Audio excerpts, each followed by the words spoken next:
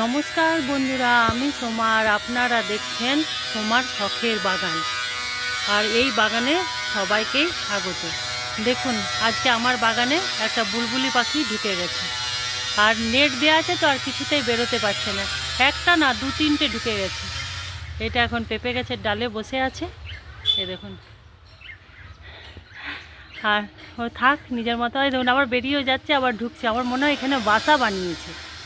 ওহো, আমি তাই ভাবছি, অনেকক্ষণ ধরে দেখছি ও ঢুকছে আর বেরোচ্ছে, তাহলে কোথাও বাসা বানিয়েছে।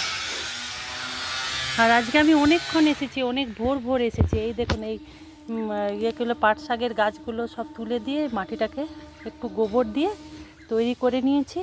এইখানে ভাবছি একটু লাল শাকের বীজ আছে, ওটাকেই ছড়িয়ে দেব। এখন তো শীত আসতে দেরি আছে, ওর মধ্যে কিছুটা শাক পাওয়া যাবে। আর এইখানেও একটু একটু শাক যেগুলো হচ্ছে, তার সাথে আরেকটু শাক দিয়ে দেবো। আজকে আমার এখনও ফুল তোলা হয়নি, এবার তুলব। ফুলটা তুলে নেব। দেখুন, আজকেও ছেলেগুলো ইয়েগুলো মিস্ত্রিরা সব ভোরবেলায় চলে এসেছে। আর একটা আমি কাজ করেছি, এই দেখুন শশা গাছটাতে কি সুন্দর শশা দিয়েছে। কালকে দুটো জালি পড়েছে, করে দিয়েছি। আর আজকে উপরে তুলতে গেলাম, বাস ডালটা গেল ভেঙে। আমি একটু কেবল মাটি দিয়ে ব্যান্ডেজ করে দিয়েছি, এখন কী জানি ঠিক হবে কি না, জানি না। শশা গাছের তো কাণ্ড ভীষণ নরম হয়। আমি তুলতে গেলাম, বাস ভেঙে গেল।